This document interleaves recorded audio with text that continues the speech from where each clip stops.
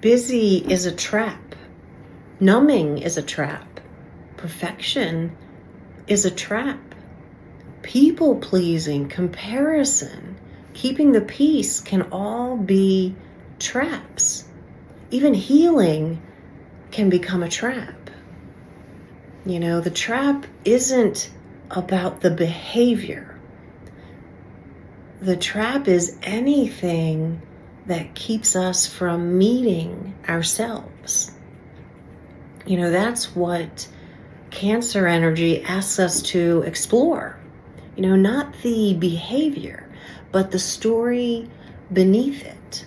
Because every coping mechanism has a story, and that story matters. Have you ever noticed that the busier life gets, the less time you spend with yourself? We tell ourselves we're being productive. We're crossing one more thing off the list.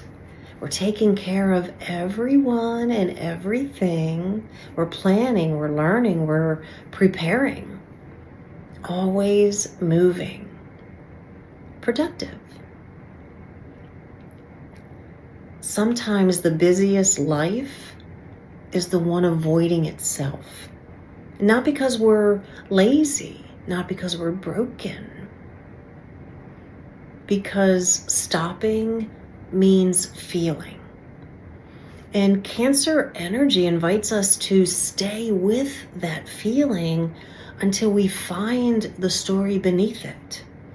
Looking back at my own life, I can clearly see the ways I avoided my feelings. Alcohol, cigarettes, food. Always learning. I was always chasing another certification, always believing that maybe if I learned one more thing, I'd finally feel like enough. At the time, I thought, those were my problems. I had a drinking problem I had to heal from. I was addicted to cigarettes. I had to heal from that. I consoled myself with food. I had to heal that. I lost myself in learning, so I couldn't be a failure at doing. But now I realize all of my problems, were protections. I lost my brother when I was 13 years old, and I didn't truly grieve him until 27 years later. For almost 3 decades, my grief and abandonment issues lived quietly beneath everything I did. I didn't know it, but my body did. So I built a life around not feeling it. Alcohol helped me get through social situations.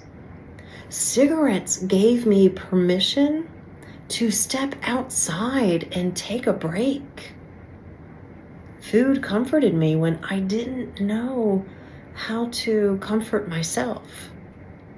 I wasn't trying to become an alcoholic, binge eat, or become a chronic smoker. I was trying to become someone who didn't hurt. Everything I was putting into my body was trying to keep something painful buried. Then something changed. Awareness. Now, I always say awareness changes everything. And it does. That's where healing begins. But what people don't talk about is what awareness can feel like. Sometimes awareness opens the door to shame. You finally see the pattern. You recognize it. And sometimes you still can't stop. That's part of healing too, because awareness isn't the finish line, it's the doorway.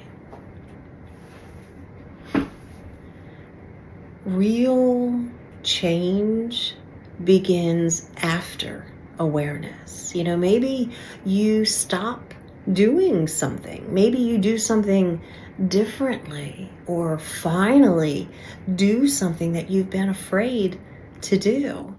But first, you must stop avoiding, coping, and numbing. When I finally understood my grief, I also became aware of the walls I'd spent my entire life building.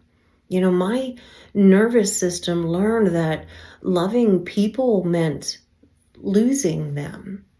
So instead of creating healthy boundaries, I created distance. Walls felt safer.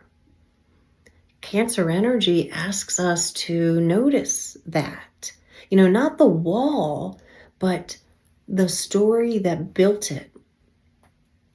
So maybe instead of asking yourself, why do I feel this way?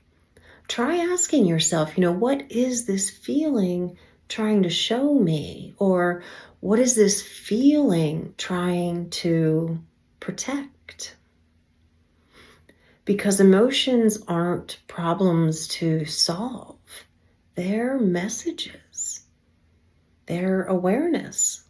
They're invitations.